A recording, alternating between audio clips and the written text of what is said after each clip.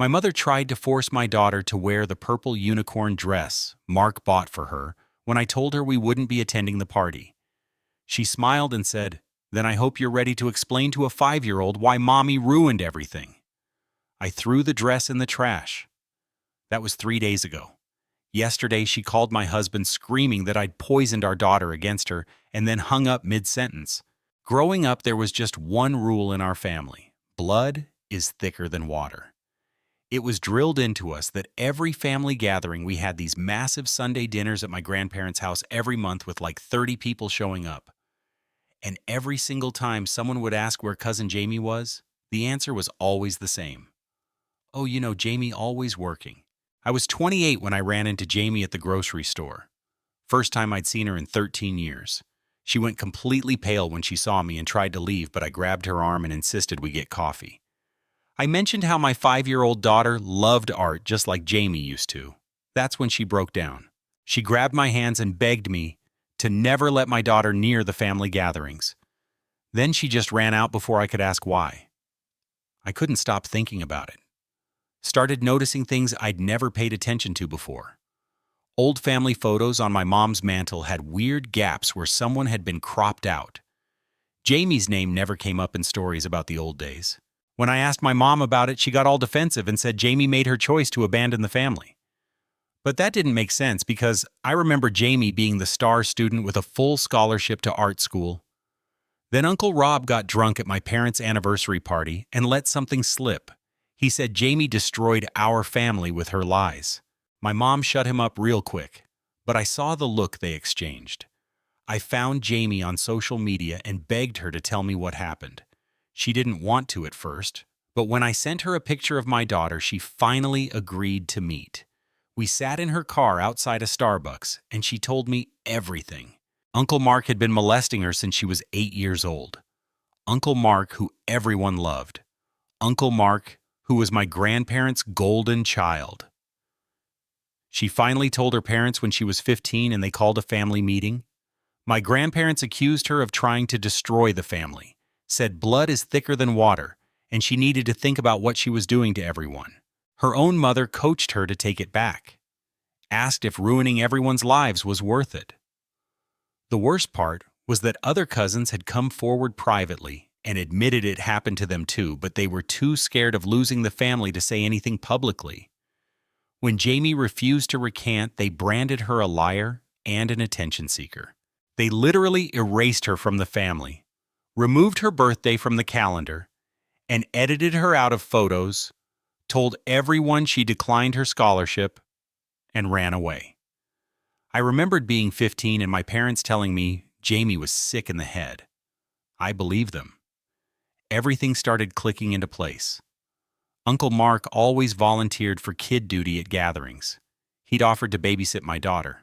Last month, I discovered 3 other female cousins had mysteriously moved away over the years. I found my Aunt Sarah's number and called her. She confirmed her daughter was a victim too, and the family forced them out when they wouldn't stay quiet. The thing that really got me was realizing Uncle Mark basically owned everyone who paid for my grandparents' medical care and had given loans to half the family for their businesses. My own parents had borrowed $50,000 from him to save their house during the recession. That's when my daughter made a comment that made my blood run cold. She said Uncle Mark's games were weird. I found old home videos, and sure enough, there he was always positioned near the young girls, always finding reasons to be alone with them. The next family gathering, I showed up late and couldn't find my daughter anywhere. Panic started rising as I searched room after room. Then I saw Uncle Mark's study door was locked. I heard my daughter's voice inside, saying she wanted her mommy. I pounded on that door until he opened it with a sick smile on his face. My daughter was at his desk coloring. He said he was just teaching her some special art techniques like he did with me at her age. That's when the memory hit me. Being 5 years old and alone with him, something wrong that I couldn't quite remember, but my body remembered the fear. I grabbed my daughter and rushed to find my parents, dragged them into the garage and demanded answers. My mother hissed at me not to cause a scene. Then they admitted it. They all knew. They said he was sick, but controlled, now that they had a system of watchers at every gathering to make sure he was never alone with the kids. But nobody told me I was supposed to be watching. My father said Jamie's parents failed her by leaving her alone with him, that my daughter was safe as long as I followed the rules. My mother said tomorrow was Grandpa's 85th birthday with 200 people coming and Uncle Mark was giving the toast. I could smile and clap. Or I could be Jamie erased, penniless, and alone. The door opened and my grandmother walked in, asking if everything was all right. She said Mark was looking for me because he had a birthday gift for my daughter. They all stared at me, waiting for my answer. My phone buzzed a text from Jamie asking if I got my daughter away from them. Then I heard my daughter calling from the house asking where I was because Uncle Mark wanted to show her something. I ran. My feet moved before my brain caught up, racing through the house toward my daughter's voice. She stood in the living room with Uncle Mark kneeling beside her, his hand on her shoulder. My mother appeared behind me, gripping my arm hard enough to leave marks. I yanked free and scooped up my daughter, who protested about the pretty bracelet Uncle Mark wanted to give her. My hands shook as I carried her to the car behind us. My father blocked the doorway, while my grandmother called out about ruining the party preparations. The drive home blurred past. My daughter chattered about coloring while I white-knuckled the steering wheel at every red light. I checked the mirrors, half expecting to see someone following us. My phone rang constantly. Mom, Dad, grandmother. Unknown numbers that could only be other family members recruited to bring me back in line. I pulled into our garage and sat there with the engine running. My daughter had fallen asleep in her car seat, looking at her peaceful face. I understood why Jamie ran. Why all those cousins disappeared. The family machine would grind up anyone who threatened their perfect image inside. I deadbolted every lock and drew all the curtains. My husband would be home from his business trip tomorrow. How could I even begin to explain this? Hey, honey? Turns out my family has been protecting a predator for decades, and our daughter is his next target. My phone buzzed with a text from an unknown number. A photo of my daughter at last month's family barbecue. Uncle Mark stood in the background watching her play. The message read, "Such a sweet girl, would be a shame if something happened to her mother." I screenshot everything and started a new folder on my laptop. Evidence. If they wanted to play dirty, I needed ammunition. I scrolled through years of family photos on social media, now seeing the pattern. Young girls who smiled less as they got older, cousins who stopped appearing at gatherings. Right around age 15, my daughter woke up asking for dinner. I made her favorite mac and cheese while she colored at the kitchen table. Every few minutes I checked the windows. Paranoid maybe, but Jamie had warned me they had ways of keeping people in line. After bedtime, I called Jamie from the bathroom with the water running. She answered on the first ring. I told her about the confrontation and the threat. She went quiet for so long, I thought she'd hung up. She explained their system, how they isolated anyone who spoke up, spread rumors about mental illness, used their connections to make job opportunities disappear. Her own parents still sent her birthday cards with photos of family gatherings reminding her what she gave up. I asked about the other cousins, who laughed. Jamie gave me 3 names. Alexandra had moved to Canada after her parents chose Uncle Mark over her. Victoria worked nights to avoid any chance of running into family. Danny had changed her last name and still flinched whenever she saw someone who looked like him. Jamie offered to connect us all, strength in numbers, she said, but warned me to be careful. The family had resources and connections I didn't even know about. Uncle Mark's money touched everything from the local police charity fund to the school board. I hung up feeling more trapped than ever outside a car engine started through the blinds. I saw a familiar sedan parked across the street. My father's car. They were watching me. The next morning I kept my daughter home from preschool, told them she had a stomach bug. Really, I just couldn't risk letting her out of my sight. We built hello forts and had a dance party, but my mind raced through escape plans. My husband called from his hotel. I almost told him everything right then, but the words stuck in my throat. How do you explain that your entire childhood was built on lies? That the family he'd welcomed him into was rotten at its core? Instead, I asked him to come home early, that I missed him. He laughed and promised to catch the first flight in the morning 24 hours. I just had to keep us safe for 24 hours. My mother showed up at noon with my spare key. I'd forgotten she had one. She let herself in while I was making lunch, criticizing the messy kitchen and asking why my daughter wasn't at school. Her voice stayed pleasant, but her eyes were cold. She reminded me about tomorrow's birthday party. How disappointed Grandpa would be if his favorite great-granddaughter wasn't there, how Uncle Mark had spent weeks planning the perfect gift, how the whole family was counting on us. I kept my voice steady and said we wouldn't be coming. Well, the family system of watchers to monitor Uncle Mark is about as reassuring as putting a fox in charge of counting chickens while everyone takes turns making sure he doesn't eat any. She laughed like I'd made a joke. Then she noticed my laptop open to the folder of photos. Her face changed. She asked what I thought I was doing. Before I could answer, my daughter ran in, asking if Grandma had brought cookies. My mother's whole demeanor shifted. She knelt down and pulled out a bag of homemade chocolate chips, the kind she knew my daughter loved. Started talking about all the fun surprises waiting at great-grandpa's party. I stepped between them, but my mother had already planted the seed. My daughter bounced with excitement about seeing everyone tomorrow, about the special present Uncle Mark had for her. My mother smiled at me over her head. Checkmate. I grabbed the cookies from my mother's hand and tossed them in the trash.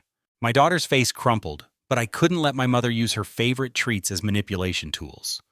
My mother stood slowly, her pleasant mask slipping to reveal something harder underneath. She walked to the living room and sat on my couch like she owned it. I followed, keeping my daughter in the kitchen with her coloring books. My mother examined her manicured nails while explaining how things would work. The birthday party wasn't optional. Uncle Mark had already told everyone about the special art that he'd bought for my daughter. People would ask questions if we didn't show. I watched her fidget with her wedding ring, the one Uncle Mark had helped my father buy 30 years ago. She reminded me about their loan, how Uncle Mark could call it in. Anytime how my father's business depended on contracts Uncle Mark had arranged, how my cousin's scholarship to nursing school came from a foundation Uncle Mark controlled. My daughter appeared in the doorway, asking for juice. I got up to help her, but my mother hit me to it. She walked my daughter back to the kitchen, her hand firm on those small shoulders. I heard the refrigerator open glasses clinking. Too much time passing. I rushed in to find my mother showing my daughter photos on her phone, pictures from last year's birthday party. My daughter pointing excitedly at the bouncy castle. The pony rides, all the cousins playing together. I snatched the phone away. My mother gathered her purse and keys, mentioning she'd already bought my daughter's party dress, size 5T purple with unicorns, hanging in her car. She'd drop it by tomorrow morning along with directions to the venue. The new country club Uncle Mark had helped fund. After she left, I found her spare key on the counter. She'd left it there deliberately, a reminder she could come back anytime. I threw it in the junk drawer and started planning my daughter needed to understand without being scared. I told her we were playing a special game where we practiced staying close to Mommy at all times. She made it fun, like follow the leader. She giggled and followed me room to room. I texted Jamie asking for the other cousin's contact information while waiting for her response. I went through our finances without my job. We had maybe 2 months of savings. My husband made decent money, but not enough to cover everything alone. I'd quit 3 months ago to focus on freelance writing. Stupid timing. Jamie sent me Alexandra's number. First, I called while my daughter napped. Alexandra answered on the 10th ring, her voice cautious when I explained who I was and why I was calling. She went silent. Then she asked if I was recording, if this was some family trick to get her to say something they could use against her. I convinced her by sharing details about finding my daughter with Uncle Mark. She started crying, told me about the years of therapy, the nightmares, but still woke her how she changed her name twice because the family kept finding her, how her own mother had signed papers saying she was mentally unstable when she tried to warn her younger sister. Alexandra gave me Victoria's information, but warned she might not answer. Victoria had built walls around her life, worked as a night security guard, to avoid normal social interactions, lived in a studio apartment with 3 deadbolts. Alexandra had tried reaching out last year, but Victoria couldn't handle talking about the past. I tried anyway. Left a voicemail explaining the situation, mentioned my daughter's age, how I needed advice on protecting her. My phone rang back within minutes. Victoria's voice sounded hollow, like she was speaking from far away. She told me to run and pack up and leave town. Don't tell anyone where I was going. Don't wait for my husband, just go. But I explained about the birthday party tomorrow, how my mother had already set the trap with my daughter. Victoria laughed, but it sounded more like choking. She said that's how they worked. Used the children's excitement against us, made us the bad guys for protecting them. She told me about her escape attempt at 16, how she told her school counselor how the counselor had called her parents for a meeting, how Uncle Mark had shown up instead, explaining his or niece's history of mental illness. The counselor believed him. Everyone always believed him. I asked about Danny. Victoria said. She disappeared completely. 5 years ago, changed her name, moved state, cut off everyone who might connect her to the family. The last Victoria heard, Danny was working at a domestic violence shelter somewhere in the Midwest, using her experience to help other women escape. My daughter woke up cranky from her. Now I made her snack while processing everything 3 cousins confirmed. Who knew how many others stayed silent, still trapped in the family web? I thought about my teenage cousins who'd be at tomorrow's party, Brittany, who just turned 13, little Sophia, who was 7. Where they saved, did their parents know to watch? The doorbell rang through the people. I saw my father holding a gift bag. I didn't answer. He knocked again. Called my name, said he just wanted to talk, that Mom was worried about me. The gift was from Uncle Mark, an early birthday present for my daughter. Since we might miss the party, I stayed silent. My daughter asked who was at the door. I distracted her with a movie while my father eventually gave up. But I watched him walk to his car, into their engine off, waiting. I closed all the blinds and moved my daughter's play area to the back room. Jamie texted asking if I was okay. I told her about the surveillance, the pressure. She shared her own story of the weeks after she spoke up, family members taking shifts outside her apartment, her boss getting calls about her mental state, finding her tire slashed, her parents showing up at her job with doctors trying to have her committed. She survived by recording everything, every interaction, every threat, till to file that would make them back off. Suggested I do the same, document the stalking, the manipulation. Create evidence they couldn't deny or twist. My phone battery was dying. As I plugged it in, I noticed several missed calls from unknown numbers. The voicemails were from aunts and uncles I barely spoke to, concerned about my behavior, hoping I wouldn't ruin Grandpa's special day, reminding me how much he'd done for our family.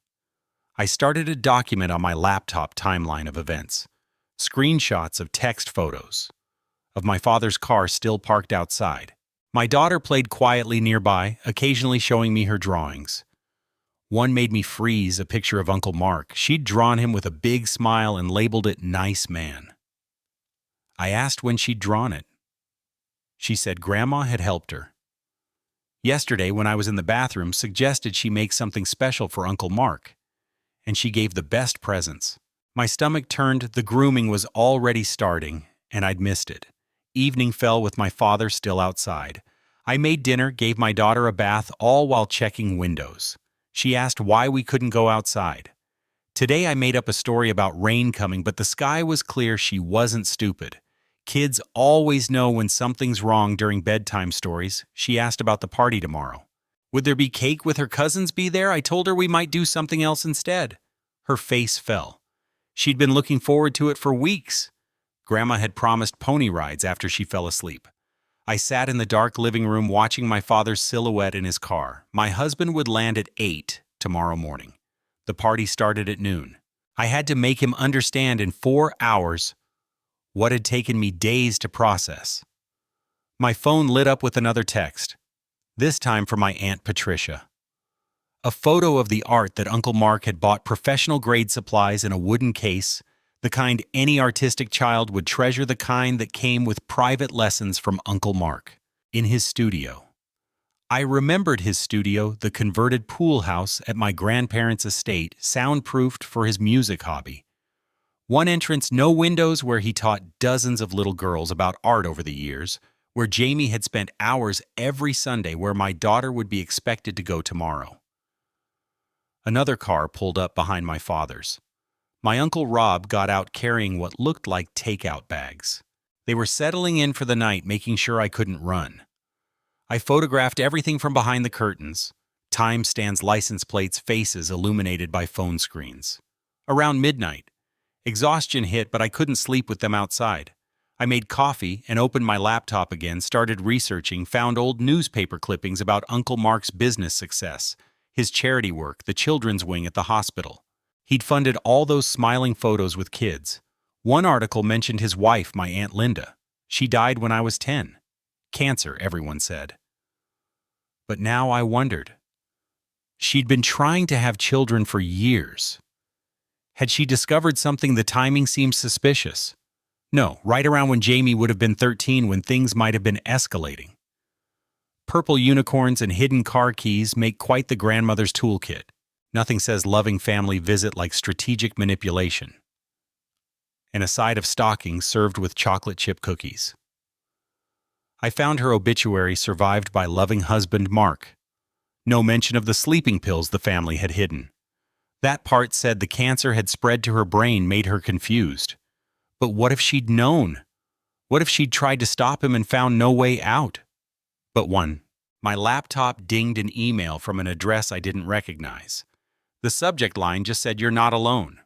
Inside, a message from someone named Rebecca, another cousin, one I'd never heard of, born before. I was erased even more thoroughly than Jamie. She'd been watching our family from afar for 20 years, waiting for someone else to see the truth. She lived 2 states away now, married 2 kids. She'd never let me their extended family.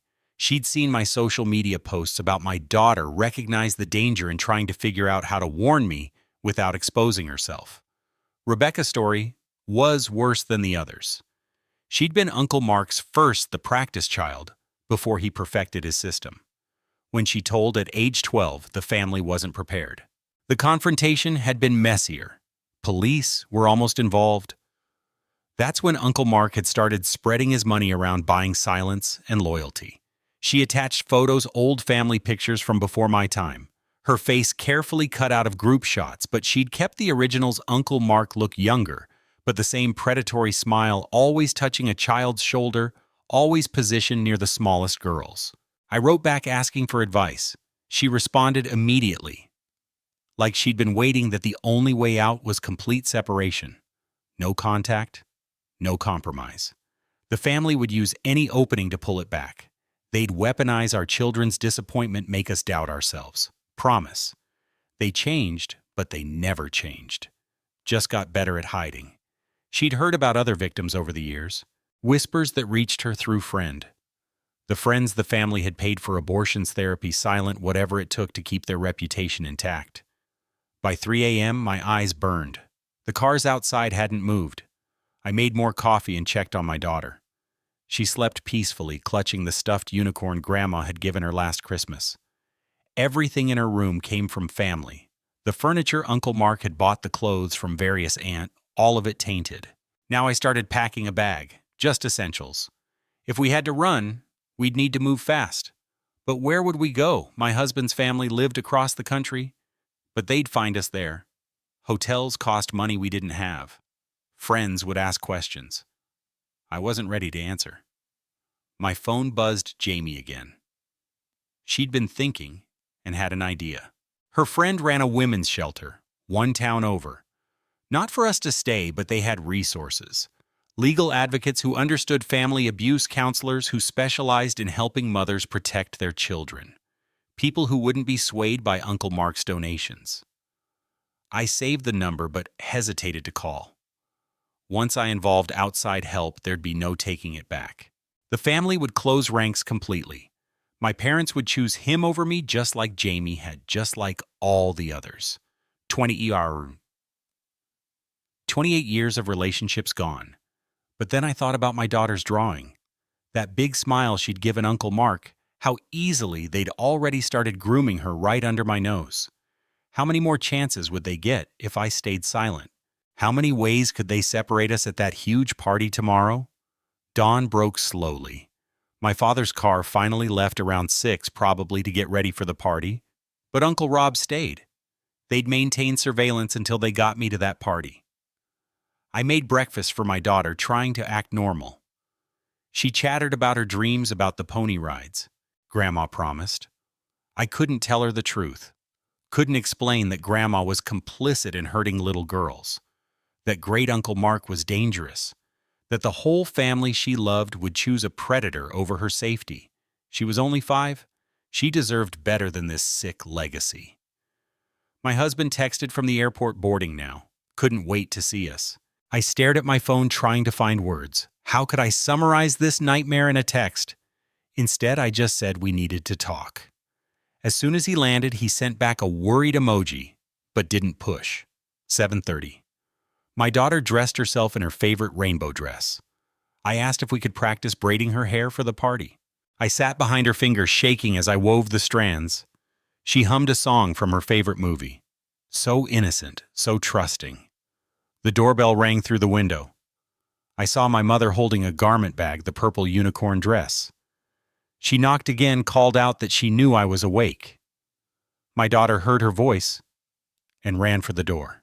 Before I could stop her, I reached the door. As my daughter was turning the lock, scooped her up as she protested. My mother's voice came through the door, sweet and poisoned, telling my daughter she had her special dress, that all her cousins were excited to see her. That Uncle Mark's surprise was even better than she'd imagined. My daughter wiggled in my arms, reaching for the door, asking why we couldn't let Grandma in. My mother kept talking, describing the party in detail. The petting zoo, the face painting, the treasure hunt Uncle Mark had planned just for the children. Each word carefully chosen to maximize my daughter's excitement and my guilt. I carried my daughter back to her room, her cries getting louder. She didn't understand why I was being mean, why I wouldn't let her see Grandma, why we couldn't go to the party. Everyone had been talking about for weeks. I felt like the villain in her story. My phone rang. My husband landed early. I answered with relief. But my mother must have heard. Her voice got louder, telling my daughter that Daddy was home, that he'd want to go to the party too, that Mommy was just tired and confused, that everything would be okay. Once we were all together as a family, I hung up on my husband and texted him not to come home, to wait at the airport, that I'd explain everything. But he'd already gotten an Uber already on his way. 20 minutes out, my mother would intercept him in the driveway. Then, her story. Before I could tell, mine time was running out. I grabbed the bag I'd packed, dressed my daughter quickly. Despite her protest, told her we were going on an adventure. She didn't want an adventure. She wanted her party. But I buckled her into her car seat. Ignoring the tears, my mother stood by her car as I backed out. She didn't try to stop me, just watched with that knowing smile. She'd already won. My daughter was sobbing for her grandma. My husband was heading home to an empty house and a mother-in-law with a story to tell. The party would go on without us, but the questions would follow. I drove toward the address Jamie had given me, the women's shelter. My daughter cried herself to sleep in the back seat in the rearview mirror. I saw Uncle Rob's car following at a distance. They wouldn't let us disappear easily. My phone exploded with calls and text. My husband confused and worried, my mother switching between concern and threat. Other family members deployed to guilt and manipulate. I turned it off, focused on the road. The shelter was 15 minutes away. 15 minutes to figure out how to explain this to strangers. 15 minutes before my husband got the family's version of events. But I kept driving because behind me, with a house full of boys and gifts and grooming disguised as love ahead, was uncertainty, but also the possibility of safety.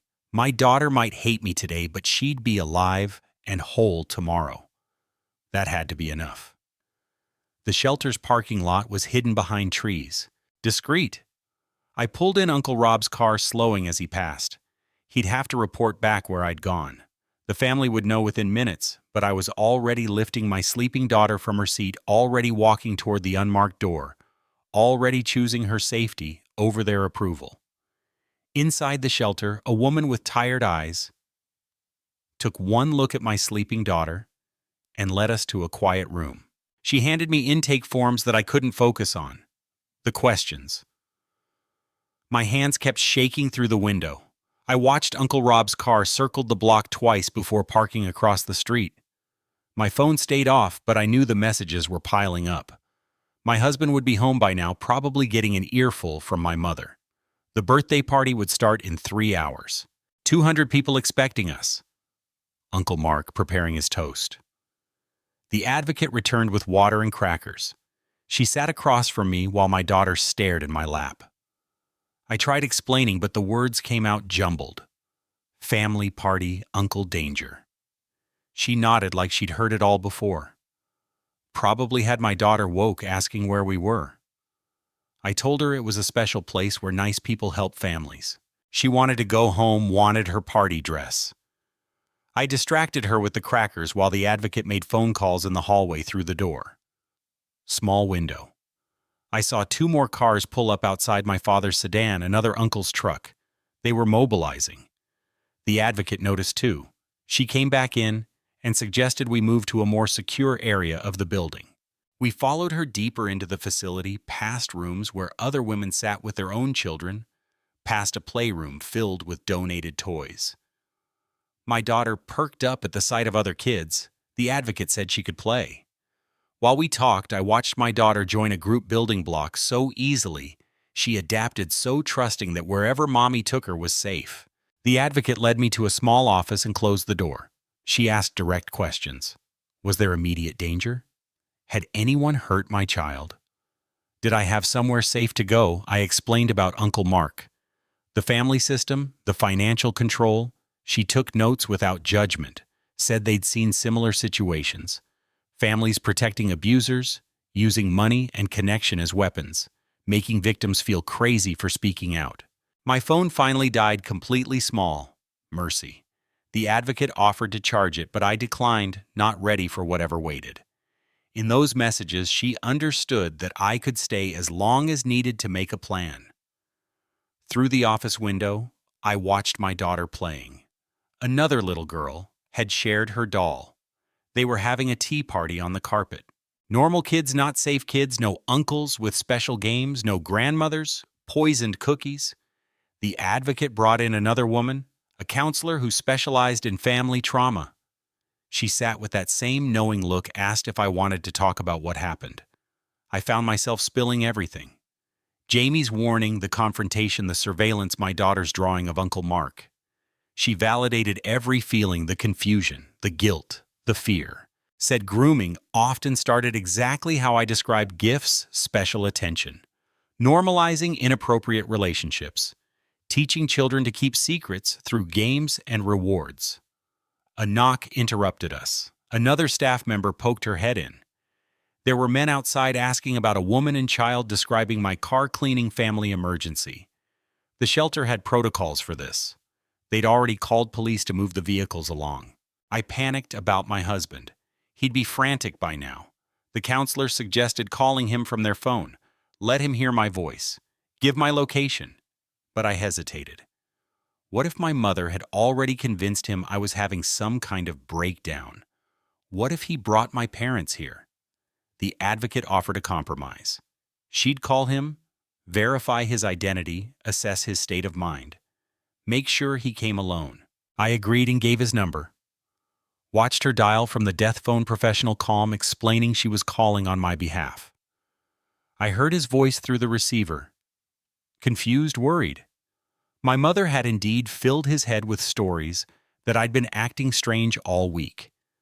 Paranoid, keeping our daughter from family. The advocate kept her tone neutral. That I was safe. Our daughter was safe. Would he like to come see us? She gave him the address, but not the nature of the facility. Said to come alone. Park in the back lot. Text. When he arrived, he agreed. Immediately. 20 minutes out, the advocate hung up and assured me she'd screened him before letting him in. I returned to watch my daughter play. She'd moved on to dress-up clothes with her new friend twirling in a Princess Kate giggling. Being a kid, the counselor joined me at the window said children were resilient with support. They could heal from almost anything. My mind went to all those cousins, Jamie Alexandra, Victoria, Danny Rebecca.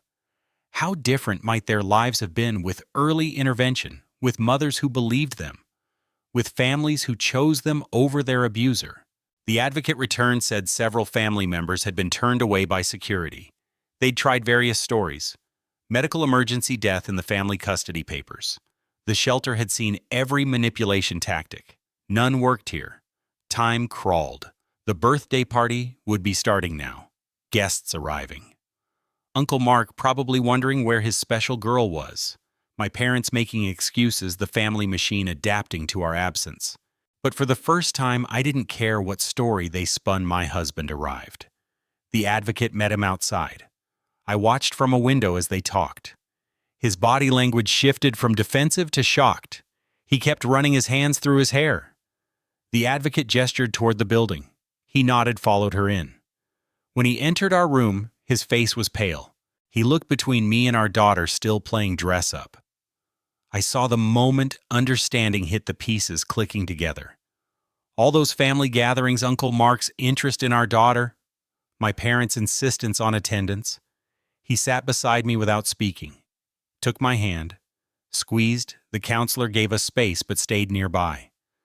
My daughter noticed Daddy and ran over, and her Princess Kaylee scooped her up, held her tight over her shoulder. His eyes met mine, wet with tears.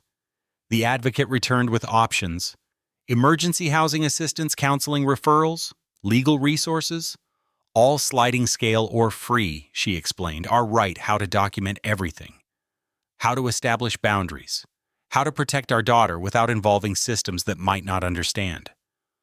My husband asked about the birthday party. What would happen when we didn't show?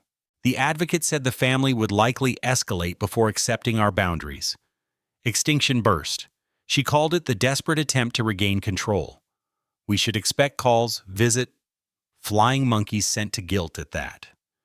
But we had choices. We could stay with friends, change our routines, make safety plans. The counselor added that we didn't have to cut off everyone. Some family members might surprise us, choose protection over complicity, but that was our decision to make. My daughter got hungry. The shelter had a communal kitchen. We ate sandwiches while she colored with her new friend. Such a simple thing, a meal without watching doors, without calculating who sat where, without Uncle Mark volunteering to supervise the children's table. The afternoon wore on.